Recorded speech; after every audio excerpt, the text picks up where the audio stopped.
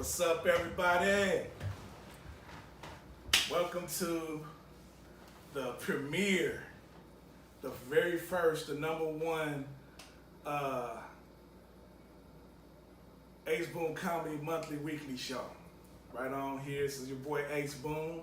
I'm here with my girl Monica HB, BH, however she want to go by.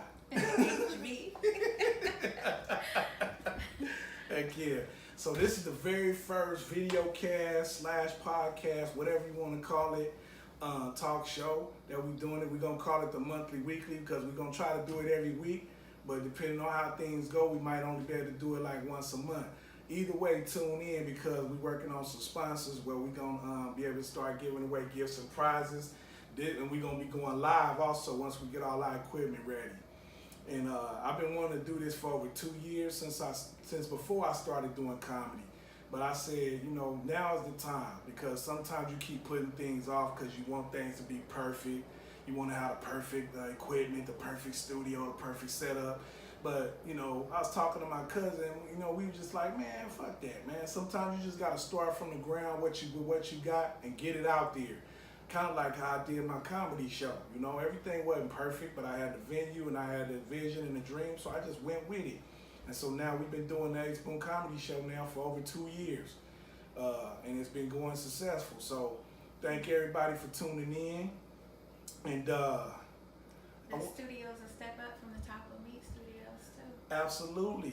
We was gonna have it at Taco Meat Studios. And y'all already know the rule at Taco Meat Studios is it's topless. You know what I mean? You can't wear no tops, anything from the waist up. You gotta be, there's noodle at Taco Meat Studios. But see, Monica wasn't comfortable with that yet. So we working on the contract. So when she signed that deal, then y'all might be able to see some things, you know, topless at Taco Meat Studios. But right now, we at an undisclosed location, which is gonna be until we probably start going live. So, and even when we go live, it still might be at an undisclosed location because we got some, how we gonna put it? Some crazy people out there. People. Yeah, we got some crazy people out there. So, but let's get started with the show. We just getting it started. We don't even have a set format yet. We just gonna talk about the premise of the show is gonna be about basically whatever I feel like talking about that day. It might be a set topic. It might be something that happened, how I'm feeling. Some of it's gonna be funny. Most of it we hope it be funny. We might even talk about some serious topics sometimes. You know what I mean? But either way, it's gonna be entertaining. I hope you learn something from it and have a good time with us. While you're at it, subscribe to, if you haven't already, subscribe to the YouTube channel, Ace Boon Comedy, and let's get going. So I have several topics that I want to start off with, Monica, but before I get started, I want to ask you, how's your day? My day is good. It was good? Yeah. All right, what you get into today? Just working and taking care of my daughter and enjoying the day. That's what's up. She trying to act like she camera shy, y'all, but she ain't. You know what I mean? Just last night, I saw her beat 2 bras up over soda. No, I'm bullshit. I'm talking shit. One of the topics I had in mind, me and Monica was talking about a couple of weeks ago, we thought it'd be good, is basically we want to talk about how hard it is to be a comedian. So in September, I would say I've been a comedian for about 3 years when this coming September. So just under 3 years now. I've been in the game about two and a half years plus. And it's hard. You know, it ain't easy. It's fun, but some people think you just go up there and tell jokes and people laugh and everything is good, but it's a lot that goes into it. And Monica, you've been around the game for a while too, you know. Share with the people a little bit about some of your experiences if you don't mind. I got in. Well, I'm not a comedian, so Yeah. Tell the people how you involved in the game. Through church, through ministry, actually. Mm-hmm. Clean comedy show. So,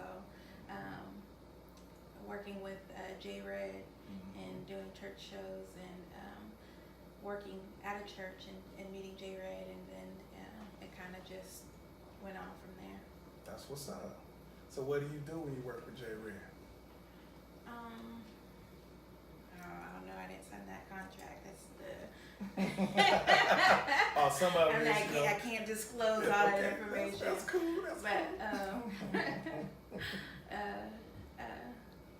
just a lot of shows, entertainment, different stuff from comedy to television stuff that he's involved in. So that's good. A little bit of this, a little bit of that. That's good. In case y'all don't know, J Red is a comedian. Has been around for a while, a long time, and he is funny. And he does some of the funniest clean shows around, and he's worked with some of the people, biggest people. Shout out to you, J Red. He's worked with people like Sinbad, a lot of other clean, the clean comedians around. He's been working with them. So J Red he's out there. Shout out to J Red. But back to the topic we wanted to talk about though is how hard it is being a comedian. And for me, some of the hardest things about being a comedian are, of course, traveling, because most comedians out here, like on a level, to me, I look at comedians on like 3 to 4 different levels. You got the comedians that's been doing it 20 years or longer.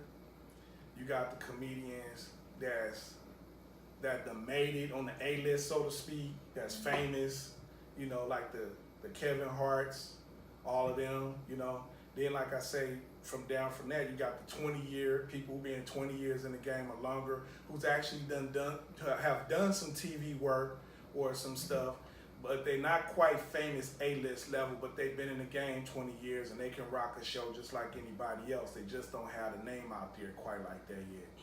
Then you got the people in between. The third tier is like the people who've been doing it like 10 years or longer, between that 10 and 20 year mark.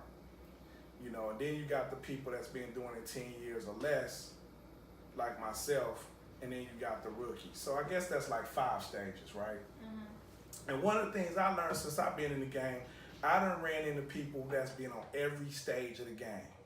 I mean, people that's been on TV and then they back, they got humbled and got brought back, or people that's, made it in their mind, because everybody's definition of making it, most people say, oh, if you get to Hollywood and you get famous, you made it. Everybody's definition is different. My definition of making it is different. In order to be successful making anything, in my opinion, is when you control your own destiny and you're able to live and eat on your own terms. That's making it to me. So whether it's Hollywood, you can make it as a living, you mean? As a living, exactly. You live comfortably off of what you do on your own terms. You know what I mean? So basically, when you're in Hollywood, 9 times out of 10, you're on contract with one of the big dogs, and they got you on. But like I was saying, basically, it's like those are the 5 tiers, in my opinion, about comedians. And everybody has their own opinion on what making it is, mm-hmm. And that's my opinion. Basically, if you can control your own destiny and you're doing it on your own terms, that's making it. Some people think making it is Hollywood, being under contract, doing all these movies, woo. That's cool. You're making a lot of money, you're famous, and if that's your thing, that's your thing, But for me, I'm not really motivated by Hollywood, even though it'd be nice to get a movie. I ain't turning down no movie with Kevin Hart if he say, hey, Boon, come on over here. We got a part for you. We gonna have you be a bootleg tilapia salesman. Well, you think that goes hand in hand though, like being a comedian actor? Because some people it could just be stand up, but you see a lot of comedians turn actors, and not do stand up so much. Hey, like one of the examples of that is Eddie Murphy. Mm-hmm. He was in his prime doing Raw and fresh off Delirious and Raw. Then he was getting all those movies at the same mm-hmm. time, and he started seeing that the movies was more easier money. He didn't have to travel to all them different cities and stuff, so he went that route. Yeah. And I remember listening to an interview with him. They was asking him why he won't go on stage. He was like, man, I can't go back on stage. He said, I'm too far gone from it now. And he started naming off different people like he's like, man, these brothers out here hungry. They'll tear me up. Yeah. And so he was like intimidated to come back. Eddie Murphy. which I think he's smart not to come back if he know he's not gonna be as good, because it'll destroy. He got a legacy that's like everybody look at him like he's the dude, you know, one of the dudes of all time. He left right here when I go back and then. Exactly. He didn't want to go back and mess that up, which I thought was smart. But one of the things I remember, you know, when I was studying comedy and watching, Richard Pryor was like, he stayed on the road all the time. And that's one of the things he always said, you have to stay on the road. 3 weeks before he died with MS, he was in a wheelchair in a club doing sit-down comedy. Wow. You know what I mean? So that's like legendary right there, you know? But one of the things I want to talk about how difficult it is, sometimes you run into different people throughout the game too that makes it hard. You got a lot of people that's cheering for you. Then you got other people that's hating on you too, you know? Because me being new in the game, I came in the game making a big splash. And I ain't saying it like I'm all that or whatever, but locally, all the local comedians started to know who I was pretty fast. Because before I got started, I really worked really hard on developing a decent 5-minute set. And it wasn't like the funniest 5-minute set ever, but it's just the way I worked on it and made it go. It really got going. And so I worked hard also selling tickets, you know, and just to get on shows and stuff, you know what I mean? And then after I developed, you know, established myself with a reputation of being funny, people started asking me to be on their shows. And so that's what was your first stage? My first stage was Jay Rich. He used to do the show over at E1 off Hagenberger. And so he had told me he'll put me on. So I had spent 4 to 5 months developing my first 5-minute set. I wrote it down, I went over it, I was practicing it and at home and going over it and trying to make sure I memorized my lines and stuff and all that. And so, and I worked on it one night at an open mic and just to try to warm it up. And after that, he put me on the stage in front of like... So you literally just did the one open mic and then just jumped into the doing the show? Yeah, wow. The showcase, yeah. But when I went on, I went up there and I killed it. I did good, you know. And it was crazy because I wasn't used to like getting the light, you know, or whatever. You know how you get the light, you know, whatever. And I kept going, you know. So I never saw the light, exactly. I never saw Jay give me the light though. And so I was in the middle of telling this story and I had everybody rolling, right? And right in the middle of the set, the microphone started messing up. So I'm like, oh man, this mic tripping, woo woo. And so finally the mic just went completely dead. I'm like, what? And then Jay Rich started coming. I was like, oh, that's my time, y'all. And I dropped the mic and everybody started dying laughing. They thought that was part of my set.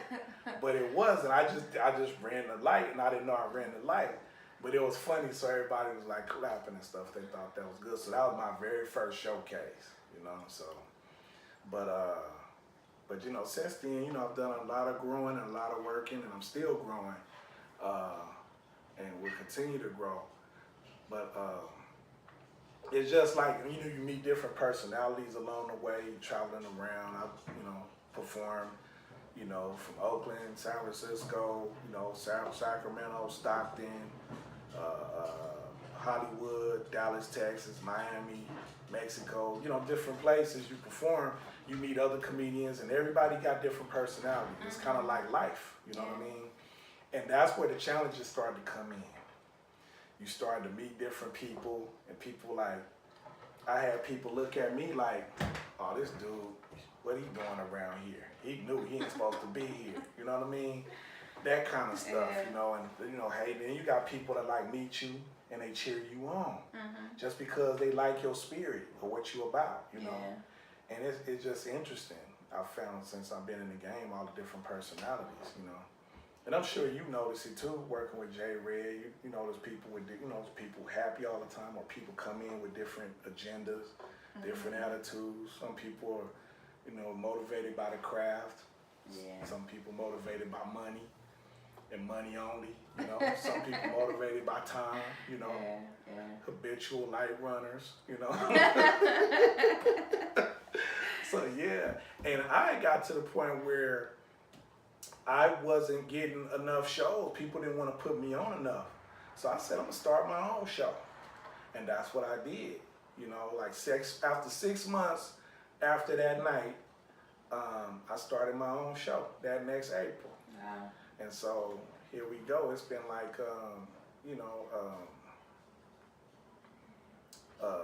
over 2 years now since I started the show. Cause Jay Rich, by the way, shout out to Jay Rich.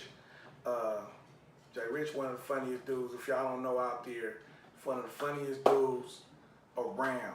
And not just in the Bay Area, but around. Mm-hmm. I'm telling you, the dude he's multi-talented, he's super flexible, he can host, he can headline, he can feature, he can do any spot you put him in on the show, he will kill it. But he's the one that kind of took me under his wing and started teaching me the game and stuff. And I started learning a lot of stuff from Jay and take a lot of stuff he taught me to apply it to my own business sense, you know, and business acumen, you know. And so look at that acumen. And that was that's a cold ass word. Business what? Acumen. Man, I ain't used that word since I was 19. Business acumen. You know what I'm saying? But it's cool. But you know, over the years, you know, when you get your own show, then it's a lot of hard work that goes into it. That's not an easy thing to do. That's a lot of work. Mm-hmm. And you know, you help produce shows and put together shows and coordinate shows and all that throughout the show and even after the show. Mm-hmm. People don't understand everything that goes into just putting on a show, organizing and getting it together, the lineups. People think you just say, oh yeah, let's all get some comedians together, let's just do a show, ha ha ha. No, it's way more work to it than that. It's more work than we're not gonna even go into. It's just some of the other challenges that we talk about. The topic being that it's not easy being a comedian. That's the topic. And one of the things I wanted to bring up, something I shared with Monica before, is that you get people, once I started my show, you get people coming at you in different ways. And that's why I brought up the tiers of the different comedians to start the show, because these different tiers, a lot of these different tiers, some of them are humble, some of them are entitled, have a sense of entitlement, and some of them just because you've been doing comedy for 10 years don't mean you're funny. And so a lot of them are not funny, but won't accept the fact that they're not funny. And you can't tell them they're not funny. They'll be ready to fight. And so some of them reach out to you and come at you in funny ways. Some of them are real supportive. One of the brothers I want to give a shout out to that's always been real supportive since we met, since I've been in the game, Kirk McHenry. Mm-hmm. Solid brother. He been around for a long time. He one of them cats that's been around over 20 years. He's been on TV, been in movies, and he's still humble, down to earth. He'll work with you in any room. I seen him work at Holes in the Walls. I seen him perform at the Paramount Theater, you know, on the biggest stages. So he's one of those brothers that deserves credit, because no matter what tier he's been, he's never changed. And he's mentored other people, like Mario Hodge. Mario Hodge, when I first came in the game, he told me Kirk McHenry was his mentor and helped him go on the game. So, and Mario, shout out to Mario. See, I'm doing a lot of shout outs because these are a lot of the brothers that showed me love when I first came in the game. Mario Hodge, you see him on Comedy Central with Kevin Hart, Heart in the City, him and my boy G King and Cody Woods. He went out there and represented the town for sure. So, then you got other people that come at you all kind of ways, like don't even think you're supposed to have no show because you ain't been in the game long enough. They feel like you got to be in a certain tier before you even deserve to do certain things. And so I feel like if you're willing to put in the work, you earn the commitment, the work, all that. Yeah. Exactly. You earn what you get. You know what I mean? Can't nobody tell you. No. Yeah. Go ahead. Pump the brakes. I'm always about to say something silly. I forget we on TV now. I gotta be careful what I say now. Yeah. But one of the things I want to share was a funny thing, right? Speaking of like comedians and how hard it is being a comedian, every now and then you get something crazy that'll come out the woodworks at you. And I had a situation. I'm not gonna say no names because I don't want to get sued. I don't want to get beat up or or somebody crying and on Oprah saying I abused them or nothing like that. But I want to share this story that happened to me. I thought it was so damn funny that this comedian came at me online. And I get a lot of comedians since I started my show. It's getting a lot of recognition. So if you haven't been to Ace Boon Comedy Hilarious Friday show, you need to get out there. It's usually the last Friday every month. It's one of the hottest shows that you could go to. It's a good time, great atmosphere, very diverse crowd. Everybody there having a good time. And so I host and produce the show in case you haven't been, but it's a great show. And then word started getting around, different comedians will perform on the show and be like, man, you gotta do Boon's room. It's a fun room. Ooh, you can get some good work in. It's fun, you know? So I had people hit me up from as far as Hollywood, from Toronto, Canada, from New York, from all around want to come be on the show. And some have come out and have done the show and they loved it. And so, so I had this one person, I'll say, reach out to me. And I want to share this with everybody. I want to share the exchange that we had on Facebook Messenger. He reached out to me on. I shouldn't even gave him a gender because now that could leave up some things, but I don't care. Fuck it. We going to go in. This shit was so funny. So stay with me. I know some of it going to seem boring, but this shit is funny. Say, basically, I accidentally tagged him on one of my shows because I send flyers and tag people in, but I was trying to tag this lady who has the same last name as him, and I accidentally tagged him. So he responded like, don't tag me in marketing your shows. I'm a comic, not a customer. Thanks. Right off the bat, that lets me know. Do that voice again. Don't tag me. Don't tag me in marketing for your shows. I'm a comic, not a customer. Thanks. So right there, I'm actually giving him a deeper voice than what he got. His voice is really like, but I'm just trying to help him out on this one, right? So I just responded, my bad. I didn't mean to tag you. I was trying to tag, my friend, blah, blah, blah. And then so later on, he hit me up. If you have any spots for me, let me know.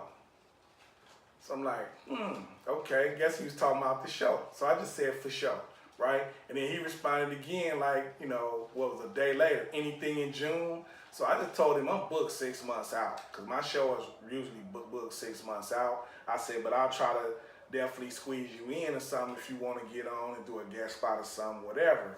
So I was trying to get him on for like a show in December because at the time he hit me, it was like earlier in the spring. So he said, I'm going to check with my wife, and if my wife ain't got me booked for nothing, blah, blah, blah, maybe Christmas. So I told him an amount, and told him, just come out and do like, 12 to 15 minutes or something, and I'll pay you this amount. And so he went into that, first he was like, no problem, we'll see what's up, woo, woo. So then he started asking all these questions, right? And then he said, he said, I know you never seen my act, but I like to apply the headline if you don't have one already. I have headlined a few for a few years, and I have 40 plus minutes, basically, is what he was saying. Now, usually I don't have somebody headline that I've never seen perform before because my show, I pride it on the fact of being a quality show with quality people, and the headliner definitely has to be on point. That's routine basically for a lot of people, right? Exactly. You always gotta send your clip in. Or exactly. It's routine. You send a clip in or something and let people, if you want a headline, you gotta, show something, right? So he's sending me all these references, right, of people, this person name who was with America's Got Talent, all these people who did all these shows, but he ain't saying what he did. So I thought that was funny. He said, I can't send you my whole 40 on tape, but I have an album on JoseWasTaken.com. Okay? So that was my niece just walked by the way. Give it up for a shout out to her. Said JoseWasTaken.com. Then he said it's on Pandora too. So I said, I'm gonna check it out for sure. So a couple of days go by and I try to check it out. It was like some paid stuff. I'm like, dude, I ain't finna pay to watch your clip. I'm a comedian, man. What you doing? You want to be on my show? You want me to pay? I'm a comic, not a customer. You know what I'm saying? Exactly. That's why I should have turned it back on him. I'm a comic, not a customer. You know. So then he said, he sent me a YouTube clip. He said, this isn't like my main set, but it's my set when I mess around with the crowd and do jokes, which is great to headline bars and on the road. Now he's sounding way too technical. Now I know he ain't a good headliner. He just let me know up front that he ain't ready for my show, right? Not like I say, I'm a humble dude. Anybody that knows me knows that I'm humble, but I'm also confident because I work hard at making my show a good show, you know? So now we continue. He started going in about all this stuff, right? Comedy clubs don't like as much crowd work and clips, but I can do mostly material too. But I noticed that bars and nightclubs, blah, blah, blah, blah, blah. So he's saying all this stuff. I'm just like, all right, dude, whatever. I'm like, that's super cool. Say my crowd usually responds better to material. I say, but you know, whatever you do to make them laugh, that's what it is. I say, it's an honest crowd, but lots of fun. Basically, my crowd ain't gonna laugh at you if you ain't funny. That's what I'm trying to tell them. They don't even laugh at me. And people come, they make, I have a running joke about it. Like, man, y'all be making me cry when I go home sometimes. I'm trying my new jokes and y'all don't laugh. Hey, but my crowd is real, and that's what I love about them. It's a diverse crowd. And we have people there from all ages, from 25 to 75. We have people that, you know, black, white, Latino, Asian, whatever. You know what I mean? We even had a green lady up in there one night, chilling. You know what I mean? Laughing her ass off. She had a, what the color was her? Blue tongue or something? She was green with a blue tongue. It was Halloween, but I don't judge. You know what I mean? She had having a good time. So, he said, I'm gonna skip down further because some of this shit was just hella funny. He was just basically talking about all this stuff, how much he usually get paid. I've been doing this for 10 years, man. And he was like,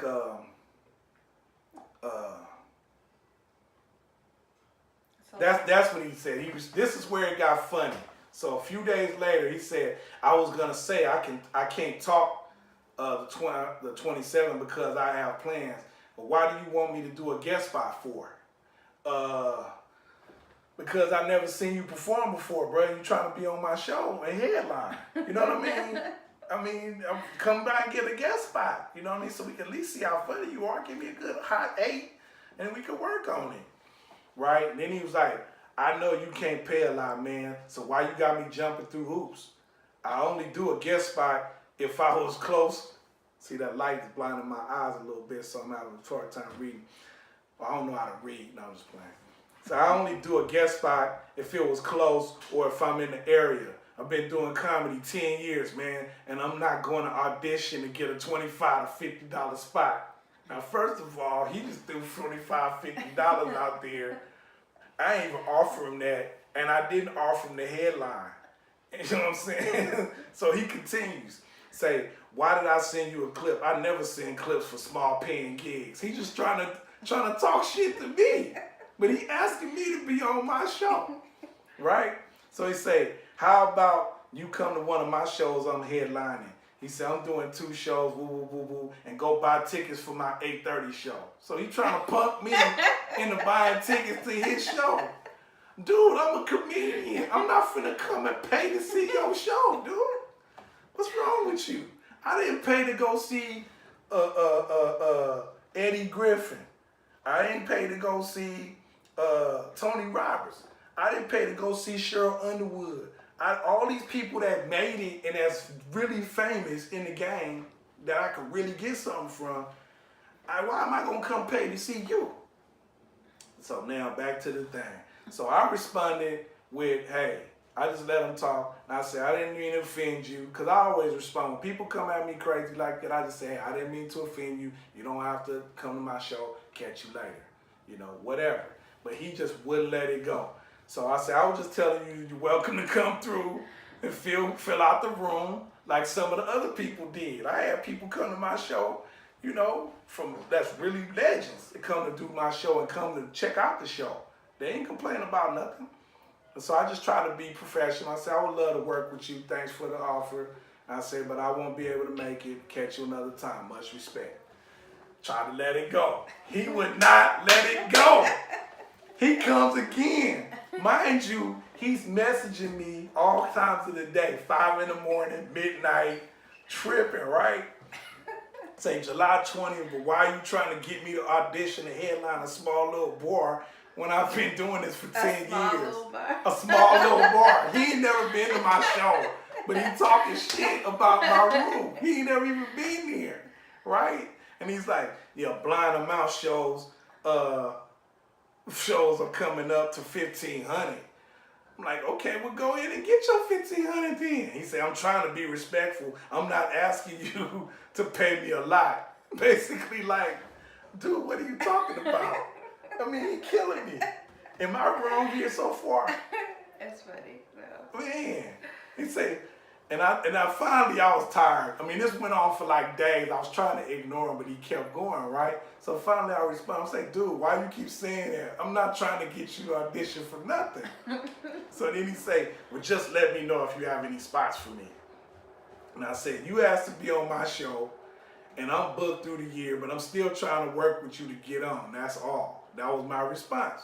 So then he comes with, well, I will see if I could do the guest spot. Sorry I overreacted, LOL. Then he say, well, forget outside my shows. I need to work my way up, and I'm play buddy other bookers' rules. LOL. Yeah, basically he was like, well, if I'm trying to play your rules, woo. So I said, okay, whatever, right? And I just said, I respect everybody. I don't play games, and I respect all comedians, whether they're rookie or a vet. Basically, I don't give a fuck if it's 10 years or you new. I still treat everybody the same. So then he started telling me this. This is funny. July the 20th, I'm in Lakeport. I'm a co-headliner. It's my show, but the other guy's more famous, so I'm having him go last. But I have more time and experience than him. Who cares, dude? You're a feature, first of all. Oh, he's the headliner. He's going after me, and he's doing more time, but I'm the co-headliner. Dude, you're a feature at best, okay? You ain't going to be a co-headliner, but you got less minutes. And I was sitting up here laughing at the dude, right? It's just funny to me. So then he goes on and on about this shit. So it's a lot of back and forth. But look, if you look, it's more back than it is forth. I mean, it's more forth than it is back. Yeah. You know what I mean? So I said, basically, I was asking him to send me. I said, do you have any YouTube clips I can check out? Since you're a headliner, you got at least have 10 minutes or something on YouTube, So he said, I sent it to you, but I'll send it again because it's too. But I don't know if I send it again because it's too good. I'm not going to have my jokes out there for anybody just to steal. so I clicked on the link and it was unavailable. Basically, it wasn't there.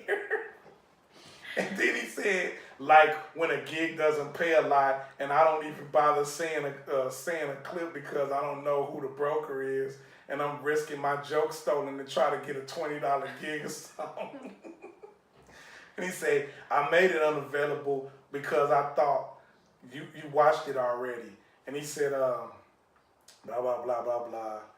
He said, usually I want door deals or 150 or more when the gigs want me to send a clip. But you were cool with wishing me a happy birthday, so I'm going to make enough steps in to see where it goes. I'm like, dude, he just kept going, just fucking with me. Like, dude, leave me alone, man. Door deals? Yeah, he's trying to get a door deal at my room. Your little bar? Yeah, my little bar. Now, there it goes from being a piece of shit little bar.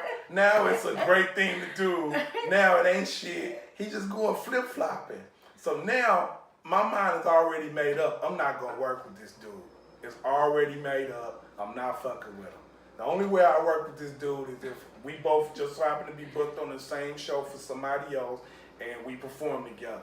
I'm not having this dude on. I'm not dealing with somebody that's this much of a headache and he hasn't even met me yet. We haven't met yet, right? That's what you got to keep in mind. This is all YouTube where he reached out to me. It's hard being a comedian, y'all. It's hard. So I say, okay. I try to brush it off. I ignored him for a couple of days. Then I finally said, don't worry about it. I'll catch you later. Basically, leave me the fuck alone. Right? So he responded a day later. Even when I was a few months in, I was already making $150 on my own shows when local promoters paid me $100 plus the headline. And I'm like, I just thumbs up. I just gave him the thumbs up. I don't give a fuck, dude. I don't care. You know, then he finally sent me the clip because he didn't want to send me the clip, right? He sent me this clip, right? I swore I was about to see the next coming of Richard Pryor. I was about to see Fluffy a lot at his best. Carlos Mencia when he was hot. George Lopez when he was on Super Fire. I thought I was finna see like the funniest ever. Dude was like, okay. He was getting laughs, but he wasn't killing the game like where somebody gonna steal his shit. You know what I mean? And I'm like, dude, stop. Then I watched the clip. I didn't even let him know I watched it. Obviously, he knew I watched it. So he say, what you run is a gas money gig where comics go to build a resume of headlining spots to show proof that they headline shows now, huh? Basically, he talking shit about my show again. Like, dude, I'm running a gas money gig, a gas money show. Like, dude, why the fuck you asked me to be on my show and you gonna talk shit about it? It's like me going to Burger King and getting a Whopper. Oh, fucking stinking ass Whopper. Oh, nasty ass shit. And I'm licking my fingers and oh, fucking nasty ass Whopper. I can't stand Burger King with these nasty Can I get some ass. fries though? Yeah. Can we get some fries and a shake? Man, I gave you a coupon. Ooh. Can I please have a shake? Please, can you give me one for free this time? Oh, nasty ass motherfucking Whopper. This is what dude is doing. He asked me to be on the show, and now he's taunting me. So I ignore him for another day. Then he respond again. So what else you need to headline your bar show? I'm like, this dude won't leave me alone. This is like 5 in the morning. Your bar show. He keep kind of like sliding that in there though. Like talk about it. Trying to talk shit. Hey, can I borrow $5 from you? You broke ass nigga. Can I borrow $5? You broke motherfucker. You just, I'm like, dude. Okay. And I said, never mind. I'll see you around. Trying to say, leave me the fuck alone again. Then he goes, LOL, like he's trying to be cool again now. I'm like, this dude is psycho. This dude is, what you call it when you got two personalities? Bipolar. It's a bipolar motherfucker. So he say, why never mind? You going to steal my jokes? Ha. So I just responded, LOL, right? And he say, yeah, that's a yes. Or you just mad, or you acting like you low paid, your low paid show is a big deal.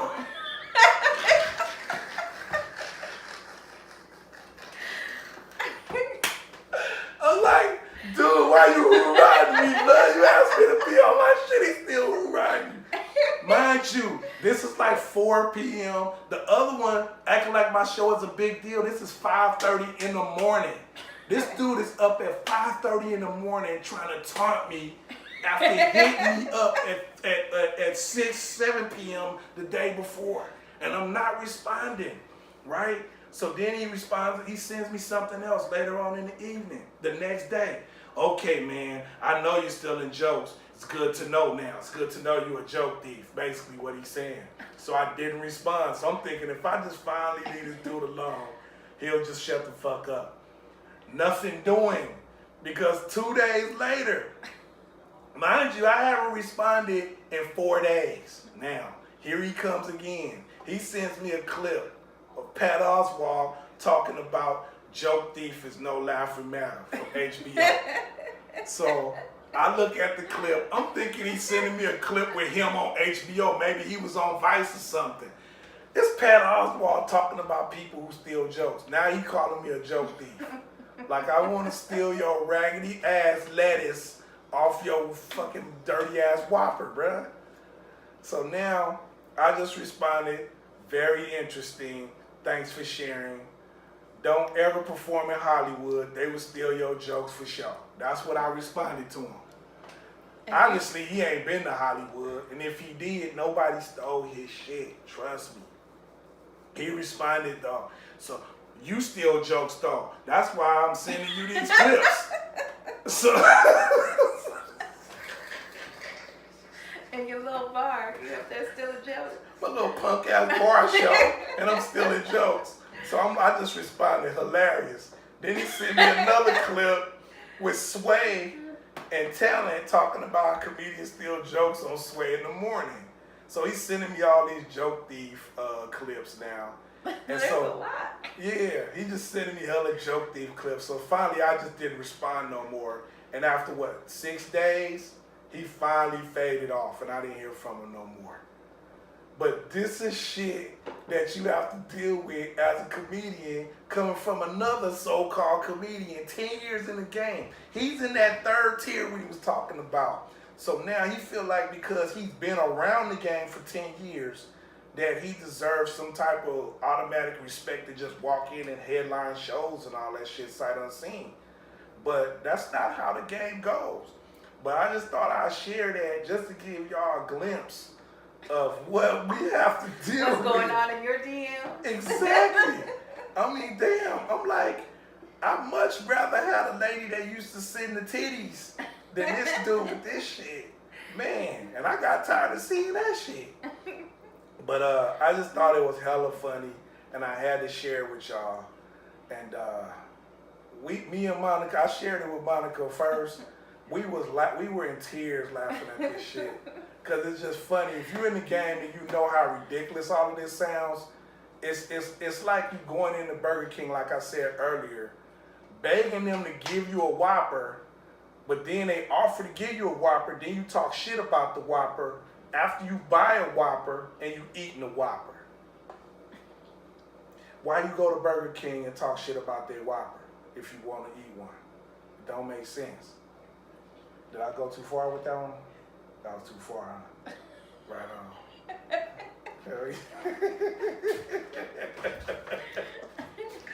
Dude was so fucking funny though. I was rolling. I'm like, this motherfucker messaging me at 5 in the morning about this shit, bro. It was really on his mind. But see, I think what happened was he realized that he fucked up, and he realized I wasn't fucking with him At for what real. point? I don't know. I think after the last one he said, I think he realized I wasn't fucking with him.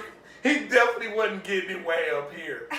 But he probably felt like I wasn't fucking with him. And then he was like, okay, fuck it. He ain't fucking with me anyway. I'm just finna talk shit to him now. And, you know, and obviously he got a wife. Dude, fuck your wife at 5:30 in the morning, bro.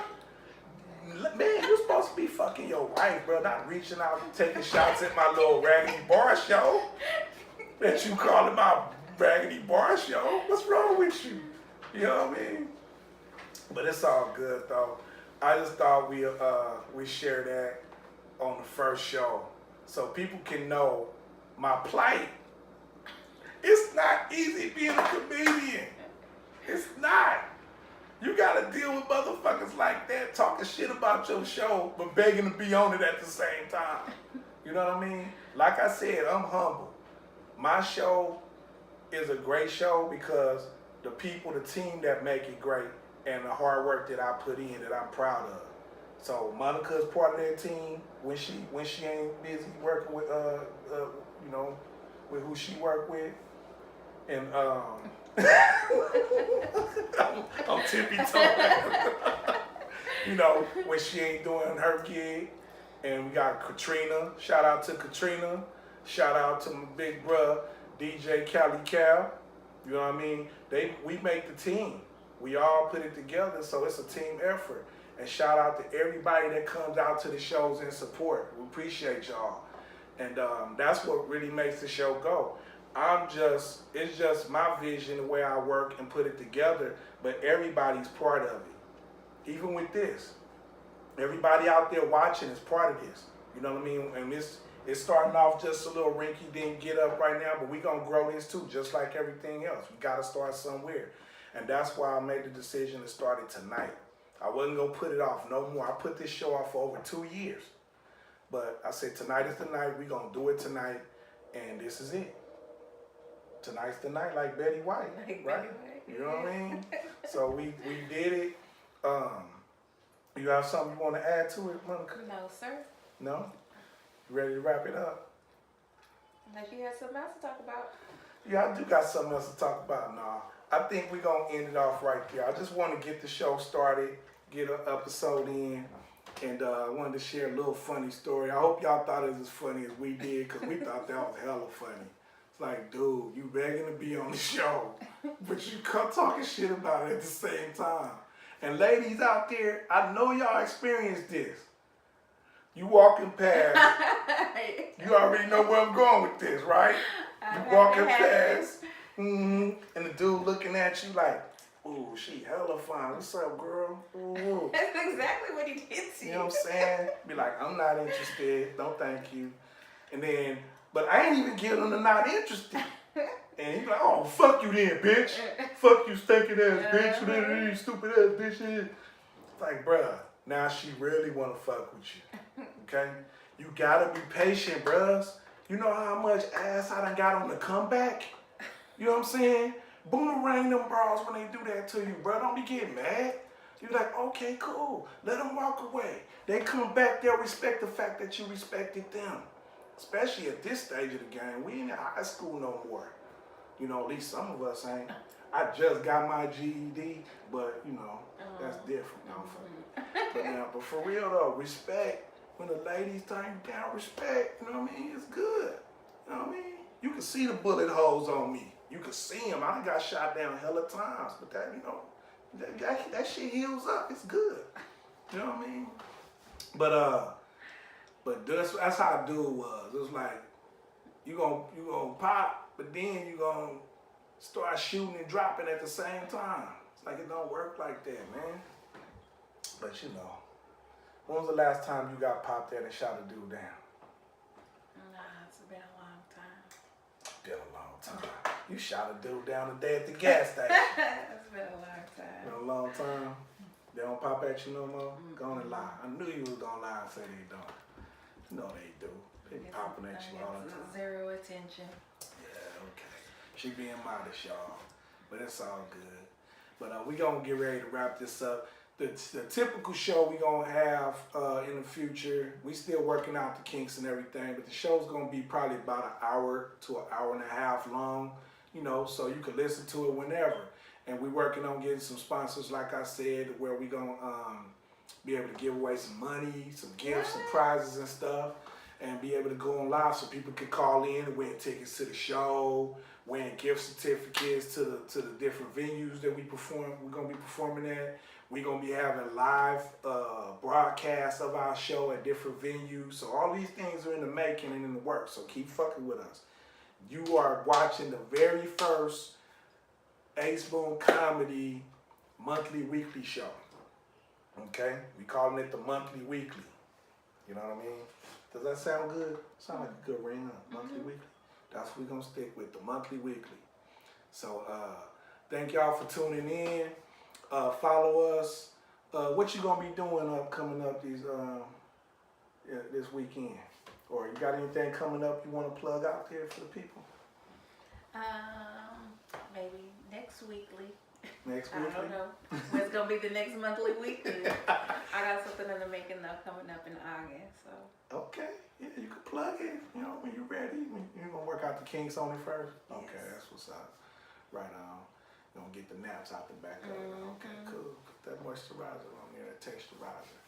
But yeah, so I got something coming up. I don't really want to put it out there like that yet, but I'm having I'm gonna be I'm gonna talk about it next week. But You also, trying to copy me? Was that Yeah. like a tease? it's What a was little, that? it's a lightweight copy with your little bar game. You know what I mean? Yeah. Little bar Okay, show. little bar show. But no, basically we got the Hilarious Friday show. We got the new promotion on the Hilarious Friday show. Basically, when people that buy the first 40 tickets to the show, we still got tickets left in that top 40. So, because people been lagging this month for some reason. You top 40 purchases of the tickets will enter you to a raffle to win a $30 gift certificate to La Estrellita. $30. You can spend it however you want to on food, drink, whatever. $30 gift certificate. Not bad for getting a ticket to a show you're going to already come to anyway. But you got to get the tickets by this week. Okay? Excuse me. Next show coming up Friday, July 26th. Same spot, same time, everything. Hilarious Friday show where we took funny and hilarious and made it hilarious. Trademark pending. Don't try to steal it. Please try to steal it because I'm going to get paid. We going to get paid, though. Now, shout out Rip Tommy. I used to love when he used to do that on Martin. We going to do. Okay, we're getting ready to wrap it up, though, y'all. But thank y'all for tuning in. This has been the first episode of the first episode of the monthly weekly show. All right, thank y'all for tuning in. We'll catch y'all next week. Peace. That's a pretty good show, huh?